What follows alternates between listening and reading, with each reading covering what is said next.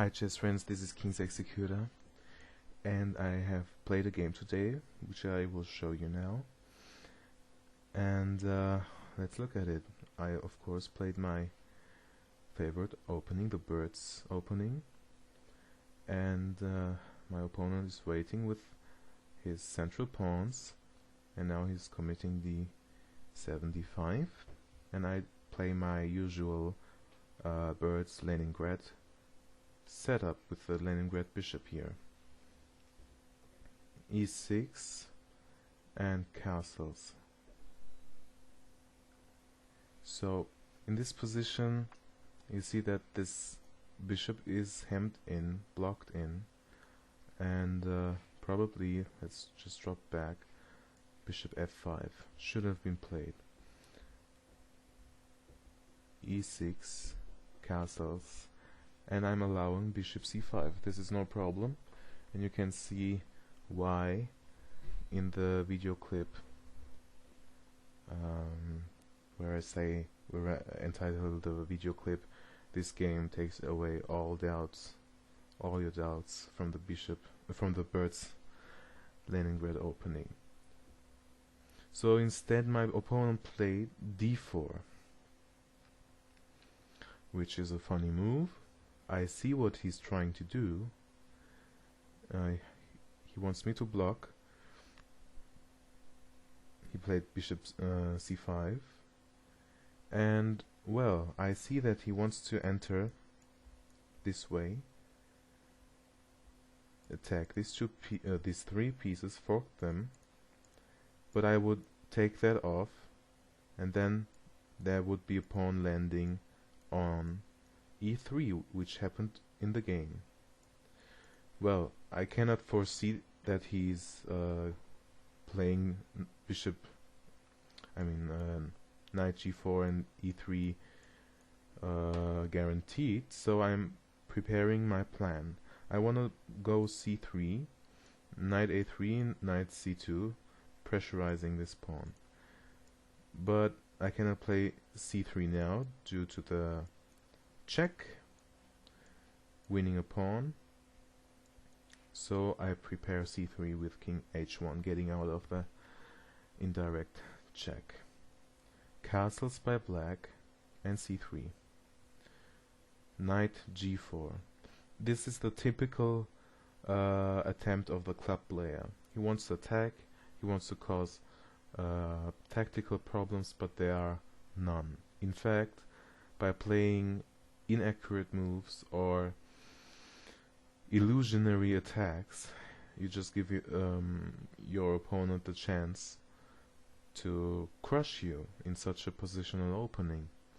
Positional opening means that I play accordingly to the principles of chess, and if my opponent breaks these rules by attacking on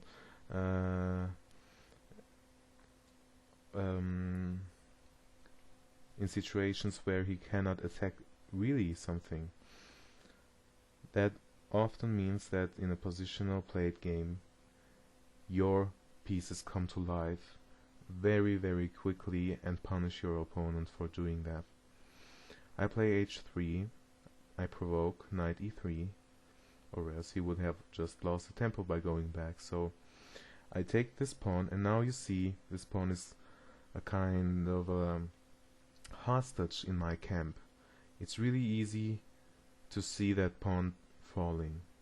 I played d4 with tempo, the bishop drops back, so this is already the sign, a sign of having played badly for black.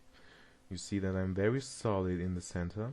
I'm going to win this pawn theoretically, and I'm controlling e5.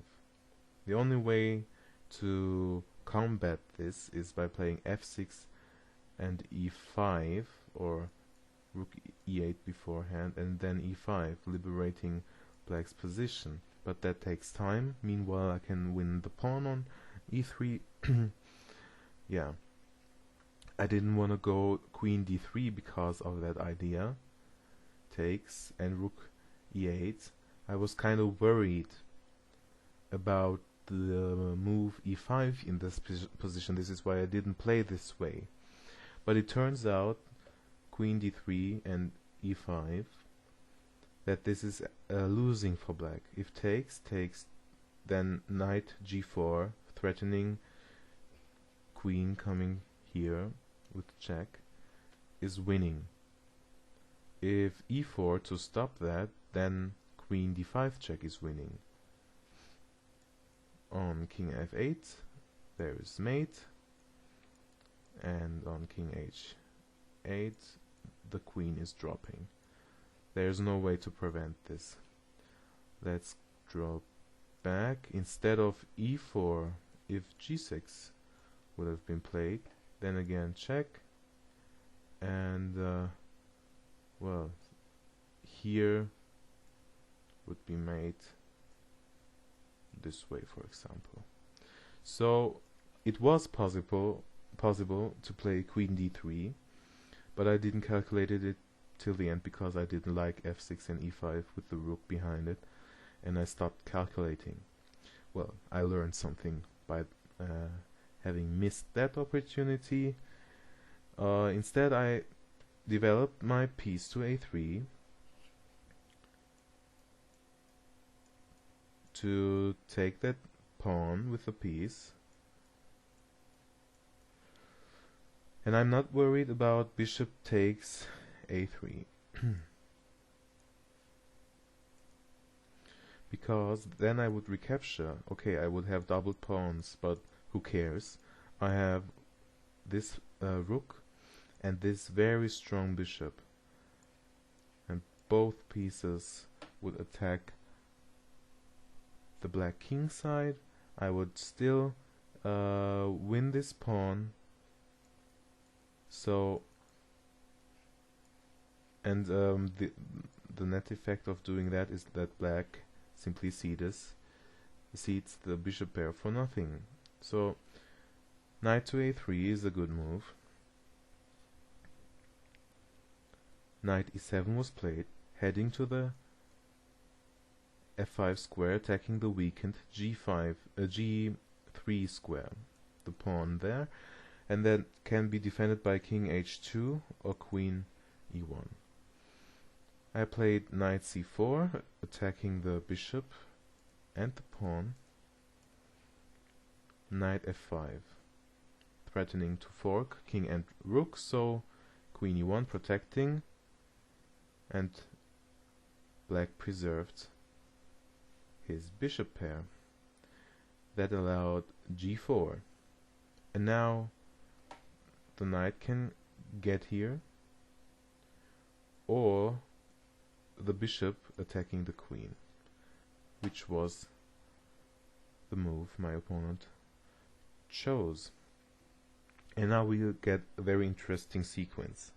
I took that bishop, the knight takes the bishop, and I was thinking of how I could preserve my very nice bishop, which is looking down that nice long diagonal. For the time being it stops bishop d7 because of bishop b7. Well, or that's at least the sign that your piece is doing something very important. And the other thing is the bishop on e4 looks to the king. So I don't want to give away this piece for this knight, which is doing precisely nothing.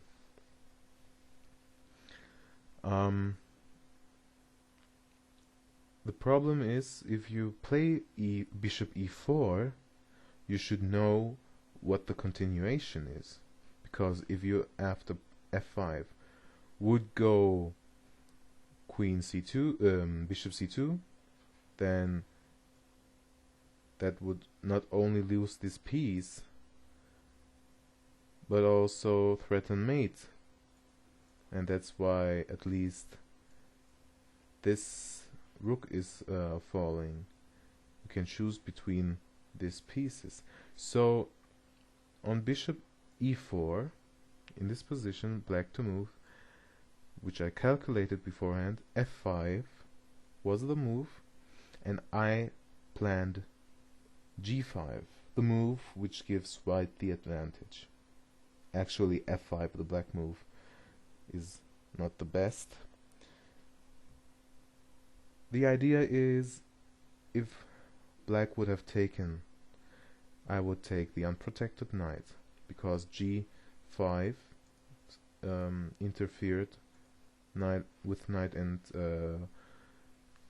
queen here, so I can take this knight, and now you see that I can just round up these weak pawns, that they would be just laughable.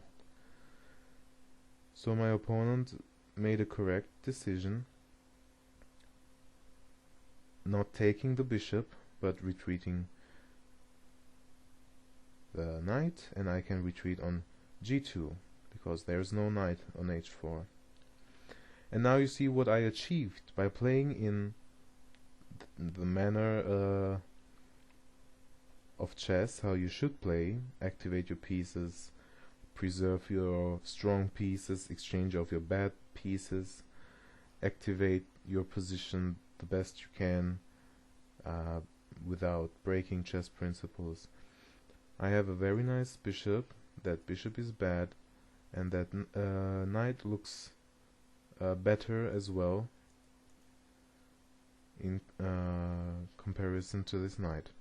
This pawn is going to drop, and this is actually a long-term winning position for white, in my opinion. Bishop d7 was played, and I could have taken the pawn, but I don't like giving my opponent free files here.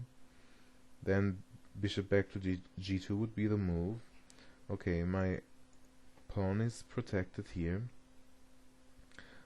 but I don't know, a move like c5 maybe is interesting. If I would have taken that,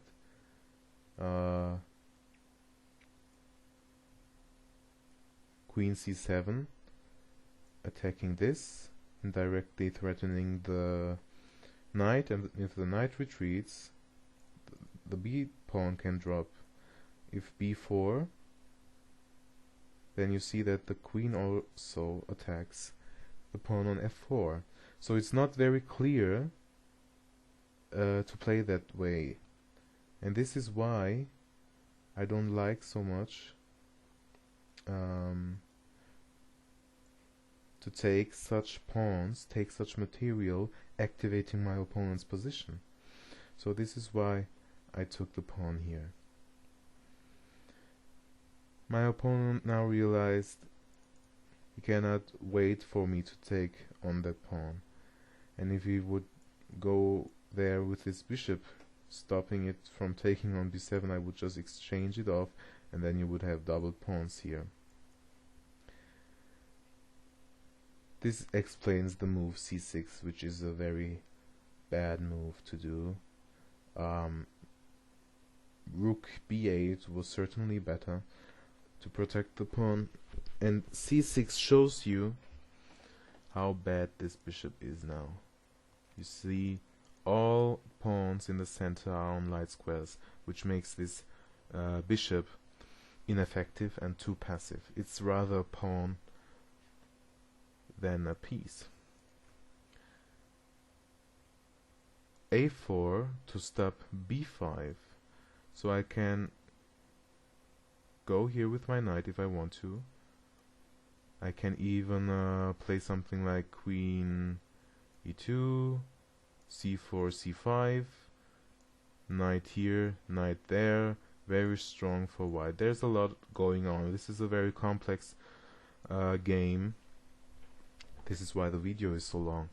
Queen c7 was played, attacking the pawn on f4, and I had a thinking error here, which even occurs to me sometimes.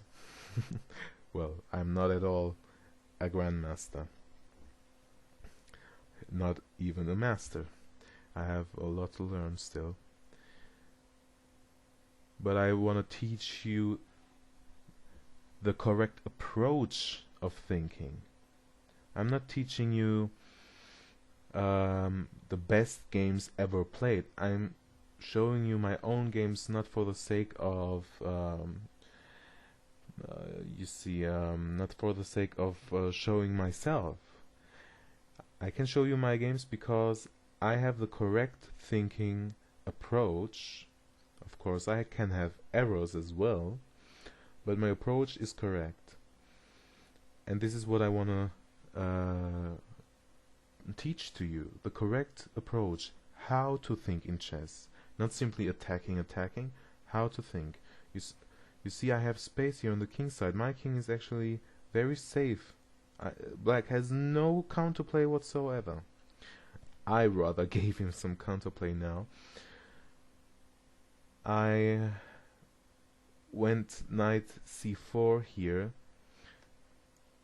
thinking that knight f4 is impossible because of queen g3, and the knight would be pinned to the queen. But unfortunately, that's not working, and I didn't even calculate it. That's the problem. Sometimes the pawn was taken, and I played queen g3, and the very easy approach here is knight d5, and I don't know why I missed this, but it's not the worst thing that can happen to you, because I played knight e5, and the point is I'm exploiting the blocked position and the fate of this bishop here. And now I want to try to attack the king. I played after g6 by my opponent, a typical club player's defensive move, giving me targets by pushing on here. I took this knight on d5, which is a rather rare thing to do, but if your opponent really doesn't play in the chess principle way, by blocking in his position, then this gives you the opportunity to play so that you can exploit that. I took off that knight, which is good in a blocked position like this, and now you see the remaining pieces are way better on the white side. I played king g2. Now the square g2 is vacated because I exchanged off the piece with tempo, so I can play king g2. I can push my pawns. I can get my rook over here, which all would be way stronger, or probably winning, having a pawn here blockading this pawns, and then pushing here. Unfortunately, the absence of the pawn allows something which my opponent did. I will show it to you now. Queen d8 was played before, and I played h4, protecting the pawn and pushing on with h5. Queen e7, h5 immediately. If rook h1, f4, queen g4, and now you see the rook gets a square on f5. Just let's drop back to this position. If a pawn would be here, this pawn would be blockaded, and you see that these squares are covered. These squares are, oh my god, the colors are bad. These squares are covered by my pieces, so the king cannot rush over here, and the king is rather trapped here. Also, the rook cannot come defending that 7th rank, because I control the f7 square with my knight. I didn't want to play rook h1 here, allowing f4 in this position. I played h5 immediately. And the only move to stay on the board as black is pawn takes pawn. because this bishop can come here and here, and I still don't have a rook here, but I have to play this way. Rook h1 now, and f4 with tempo, and bishop e8, covering h5, and now you see the position is rather blocked. The only way to open is g6, and therefore I get out of the way with my king, and if I open the position successfully, I afterwards can get the second rook here. So I play king f3, which blockades this pawn, and the king is very safe here. See, all the lines towards the king are blocked. No way to attack it. Rook f5. And now I want you to stop the video, please, and find the best move. You cannot attack black's king.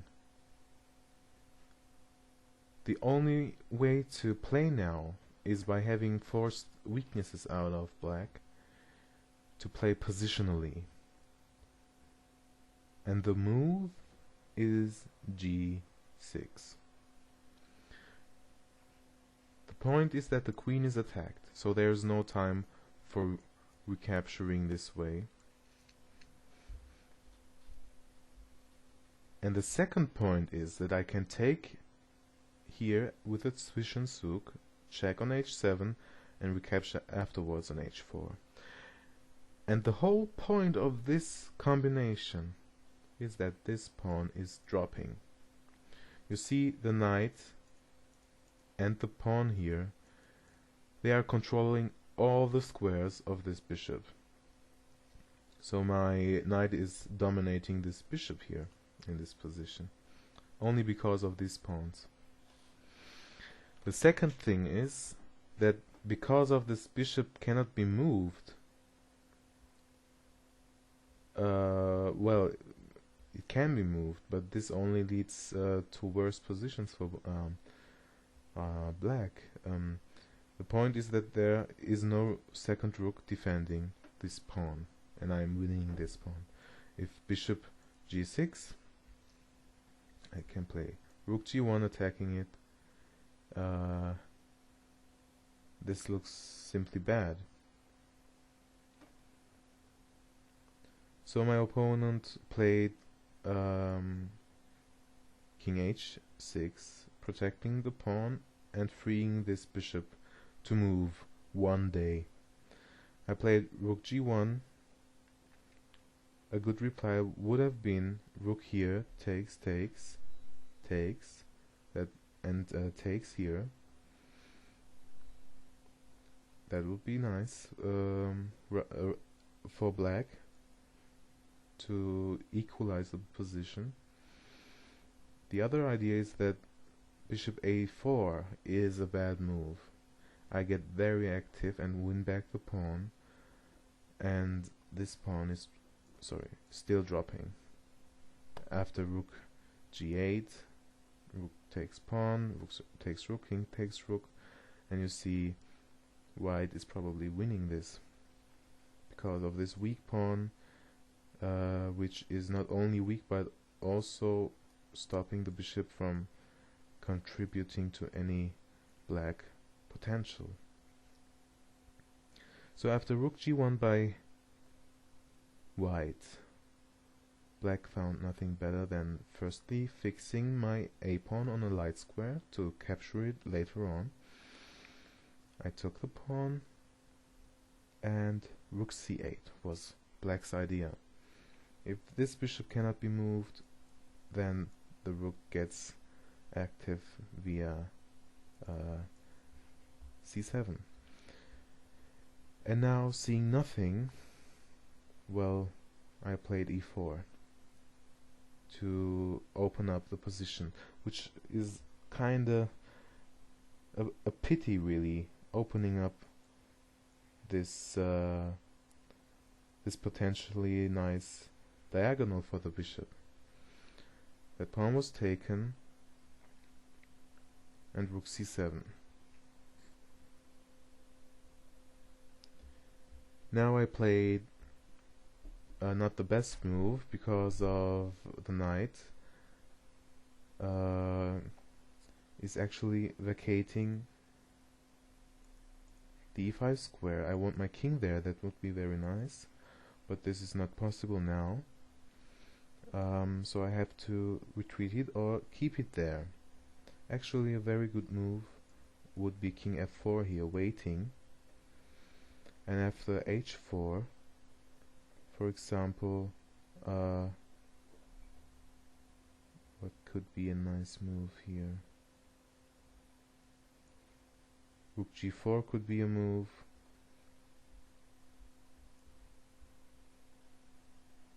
And yeah, that it simply is desperate for black. Let's drop back if we want to find another move. For example, a rook here.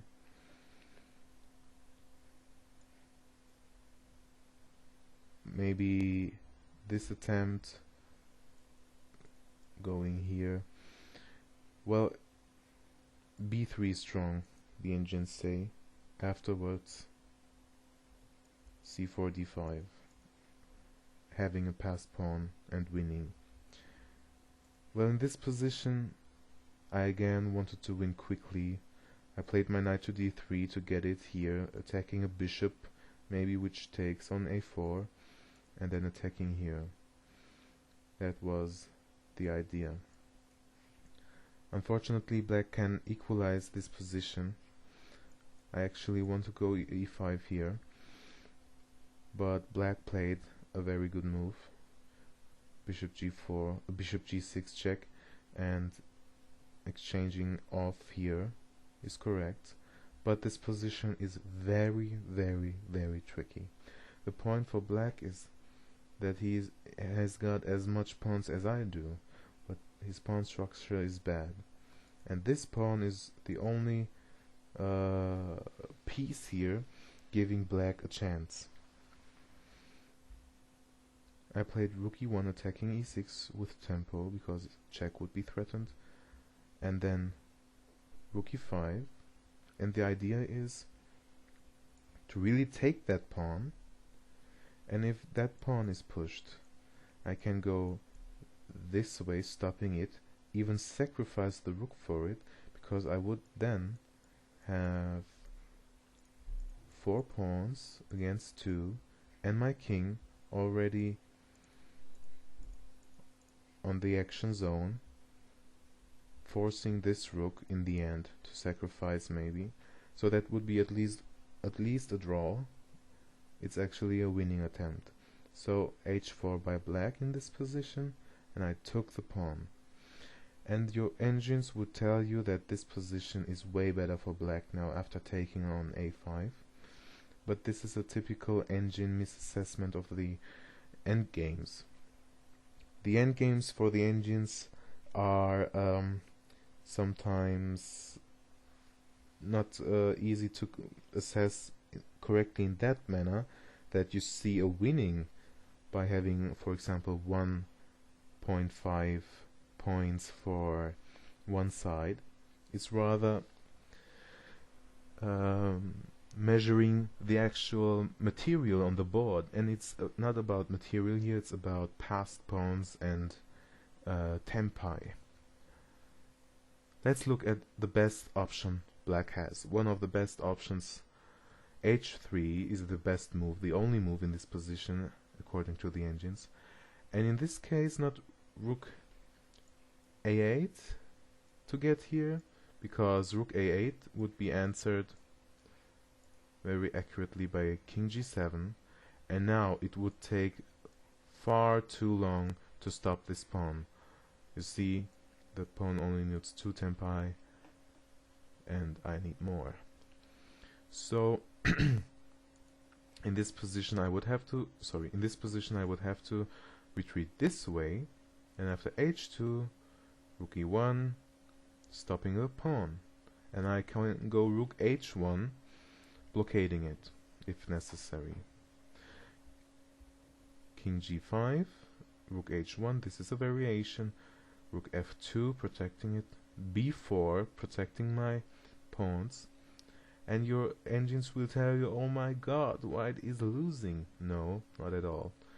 King f4 to threaten to force the rook to sacrifice itself on h2. King c4 to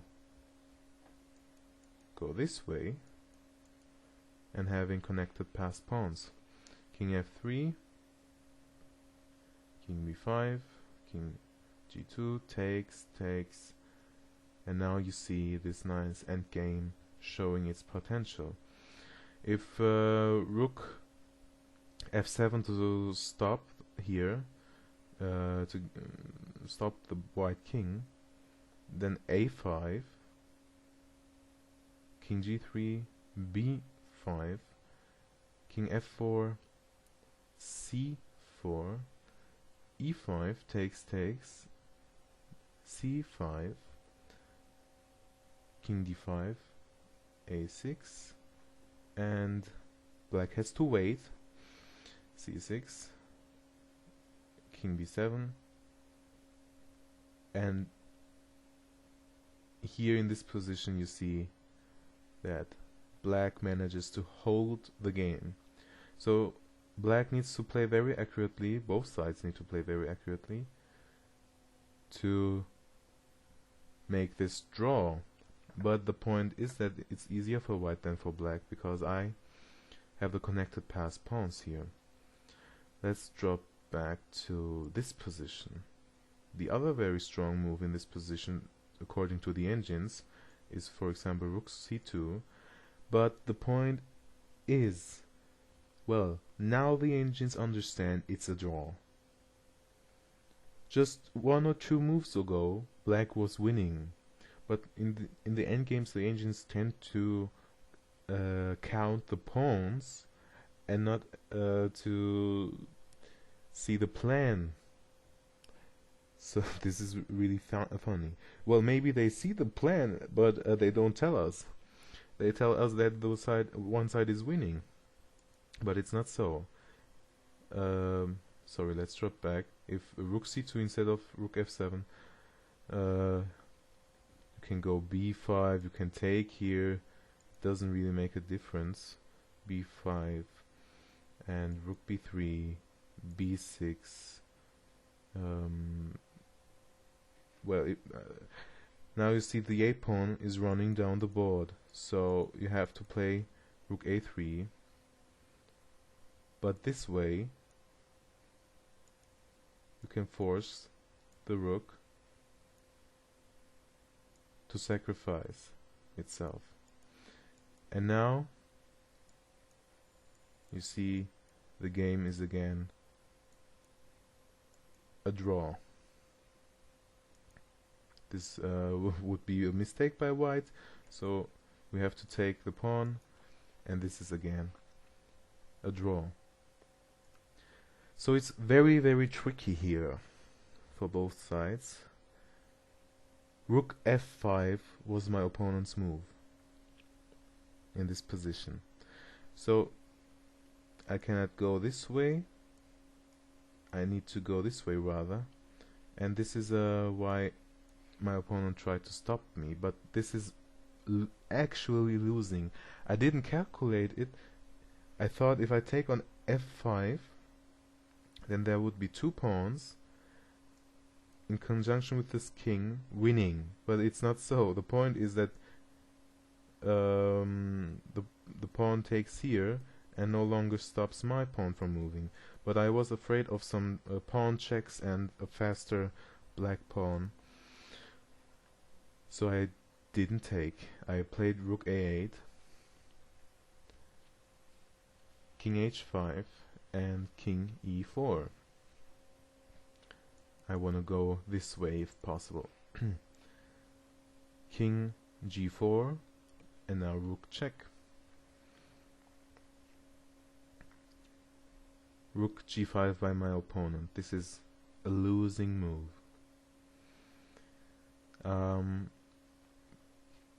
He rather had to go back and simply repeat the position. or try to hold the position, let's put it that way. You see the king is cut off here, and now you can push your pawns. And black has to wait. This is a move. d5 takes, the pawn takes, rook b2, d6, rook d2, king e5. You see that again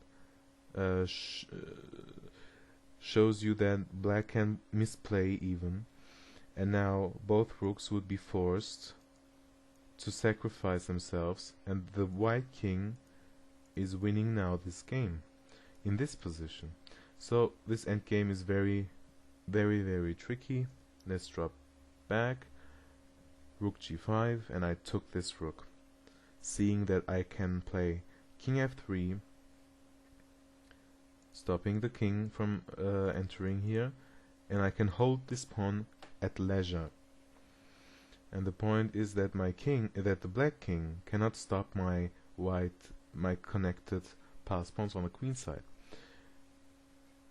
King f5 was played, and a5, kind of waiting move. I didn't want to play b4 to make it easier after h3. King goes here, king here, king here, and then this would be the weakest spot, and it would be closer to the king. I wanted the king to even run one square further by playing a5 and keeping this pawn at home to keep this strong. But b4 actually would have won as well. So a5 is one of the two strongest moves. b4 would be the other. King g2 would be the other. Even a5. e7. I took that off. And now b4. And black cannot stop the pawns. It doesn't matter if black pushes this pawn. I can just take it, and afterwards these pawns, they march by themselves. b5, king c5, and c4. And if the king takes on c4, this loses to a6, and black cannot stop the pawn from queening.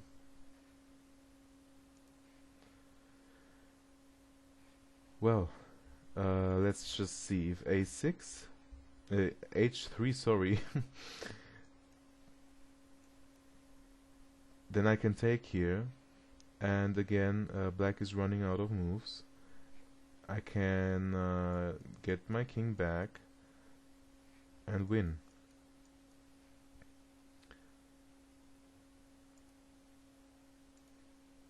c4 was the move, and my opponent tried king b4, and I played a6. That was taken, and in this position my opponent resigned. I apologize for the very long video, but this game is very complex. The end game is complex, the opening was complex, and this is why it was so long. Let's just go through the game very fast to see how it proceeded. I play my typical birds Leningrad setup. d5, a funny opening move. It would be better with a c-pawn here to hold that d4 pawn. And my opponent tried a weak idea here, and you see that my pieces come very easily to life here. I can cover all the weak spots, or the only weak spot in the position, and then I even managed to keep my strongest pieces, and I can develop even a positional grip here. After c6, a very bad positional move, a4, because now I don't have to run. This is a closed position. I can restrict black on both flanks. queen c7. I should have gone queen g3 here, for example. I could have gone, it would have been better. And now you see I take this knight, a very instructive moment of the game, vacating the g2 square for my king, and now I'm attacking on the h file. And my opponent defended accurately here.